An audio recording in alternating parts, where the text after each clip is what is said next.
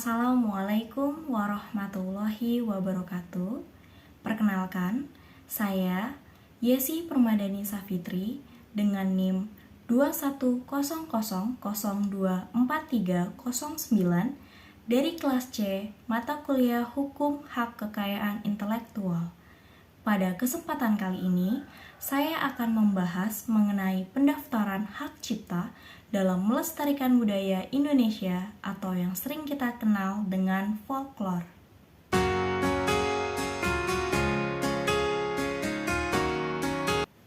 Hak atas kekayaan intelektual secara umum dapat digolongkan ke dalam dua kategori utama, yaitu hak cipta dan hak kekayaan industri.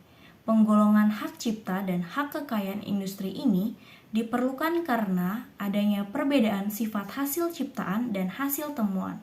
Perlindungan terhadap suatu ciptaan berdasarkan Undang-Undang Nomor 19 Tahun 2002 tentang hak cipta bersifat otomatis.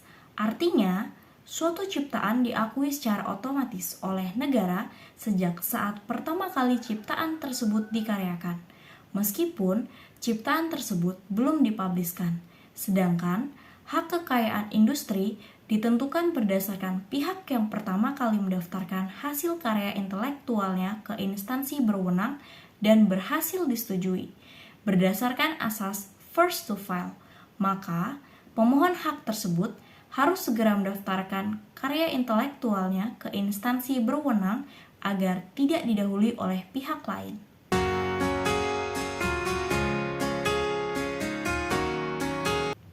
Nah, kekayaan intelektual salah satunya yaitu pengetahuan tradisional atau yang sering kita sebut dengan folklore.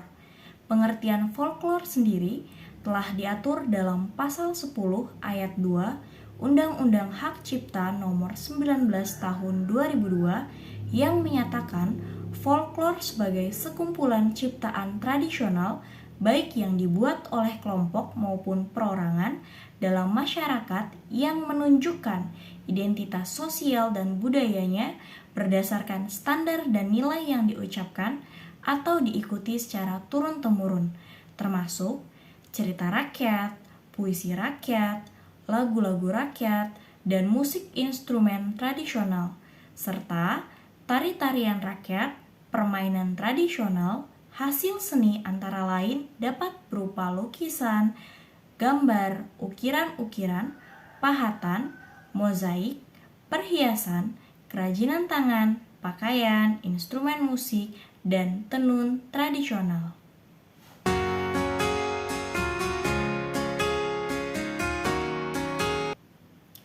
Aspek perlindungan jangka waktu folklore menurut Konvensi Berne Pasal 7 ayat 3, folklore mempunyai jangka waktu perlindungan hukum selama 50 tahun, terhitung sejak ciptaan tersebut secara hukum dipublikasikan kepada masyarakat atau diketahui secara umum. Selain itu, tindak pidana pelanggaran terhadap hak cipta termasuk di dalamnya folklore menurut Undang-Undang Hak Cipta Nomor 19 Tahun 2002 merupakan delik biasa, sehingga aparat penegak hukum dapat langsung menindak pelakunya tanpa perlu ada laporan atau pengaduan dari pihak yang merasa dirugikan.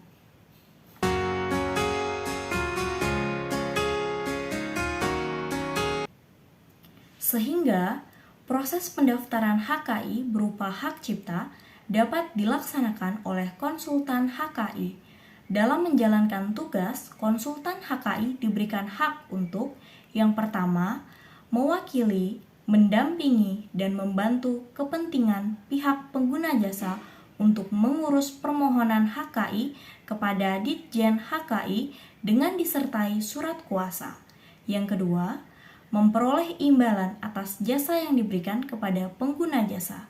Di samping itu, konsultan HKI juga memiliki kewajiban untuk menaati peraturan perundang-undangan di bidang guna jasa dengan menjaga kerahasiaan informasi yang berkaitan dengan permohonan HKI yang dikuasakan kepadanya, serta memberikan pelayanan konsultasi dan sosialisasi HKI, termasuk tata cara permohonan HKI, yang mana biaya permohonan pendaftaran suatu ciptaan per permohonan yaitu 200.000, ditambah dengan biaya jasa penerbitan sertifikat hak cipta per sertifikatnya yaitu 100.000.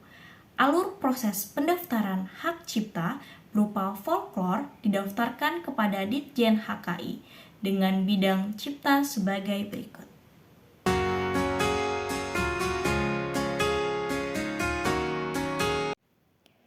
Proses pendaftaran hak cipta. Yang pertama, mengajukan permohonan ke Direktorat Jenderal HKI yang dilakukan oleh konsultan HKI. Setelah itu, akan melalui pemeriksaan formalitas. Jika tidak memenuhi persyaratan, maka akan diberikan kesempatan untuk perbaikan permohonan. Apabila perbaikan permohonan tidak dilakukan, maka permohonan dianggap ditarik kembali. Namun, apabila pada proses pemeriksaan formalitas telah memenuhi persyaratan, maka akan dilanjutkan ke tahap selanjutnya, yaitu dikeluarkannya surat pendaftaran penciptaan, yang berarti telah disetujuinya permohonan pendaftaran ciptaan oleh Direktorat Jenderal HKI, sehingga dapat diumumkan dalam daftar umum ciptaan.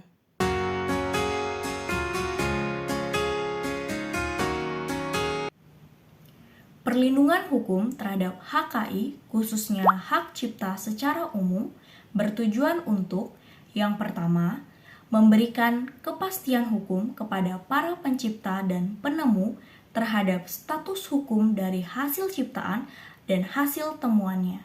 Yang kedua, menjamin rasa keadilan kepada para pencipta atau penemu yang selama ini kurang mendapatkan perlindungan hukum atas hasil jerih payah mereka.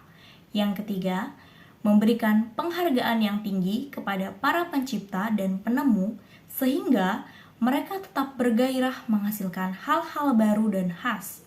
Yang keempat, mendukung tumbuhnya daya kreativitas di dalam masyarakat. Kelima, mendorong tumbuhnya sektor ekonomi kreatif dan industri kreatif. Keenam, mendorong publikasi hasil-hasil ciptaan dan temuan agar dapat diakses oleh masyarakat luas. Ketujuh, mencegah terjadinya duplikasi dan peniruan karya. Kedelapan, memberikan perlindungan karya budaya bangsa. Kesembilan, memberikan sanksi hukum kepada siapa saja yang terbukti melakukan pelanggaran.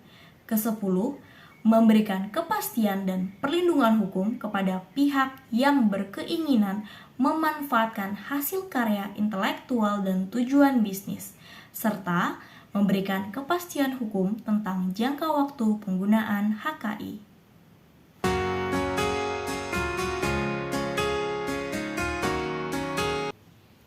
Berdasarkan penjelasan sebelumnya, maka dapat kita tarik kesimpulan yaitu folklore merupakan bagian dari pengetahuan tradisional, tradisi budaya ke dalam ruang lingkup seni, sastra, dan ilmu pengetahuan. Perlindungan hukum atas folklore dilakukan berdasarkan 3 pertimbangan. Yang pertama, pengembangan karakter bangsa dalam pengetahuan tradisional. Yang kedua, pemberlakuan rezim hak kekayaan intelektual dan folklore. Serta yang ketiga menjadi nilai ekonomi. Perlindungan folklore menunjukkan keberadaan satu kebudayaan, menonjolkan identitas atas ciri khas dari suatu daerah dapat dilakukan melalui proses pendaftaran hak cipta ke Direktorat Jenderal Hak Kekayaan Intelektual Republik Indonesia dan internasional melalui WIPO atau World Intellectual Property Organization. Oleh karena itu, pentingnya peran pemerintah Indonesia serta masyarakat pengusung adat yang menjadi kelompok sentral dalam melestarikan kesadaran akan kepemilikan budaya dan adat yang dimilikinya. Rasa kepemilikan inilah yang harus disosialisasikan sebagai penyadaran kepemilikan folklore dan perlindungan hukum. Demikian yang dapat saya sampaikan. Terima kasih banyak atas perhatiannya dan semoga bermanfaat. Billahi fisabilil haq fastabiqul khairat. Wassalamualaikum warahmatullahi wabarakatuh.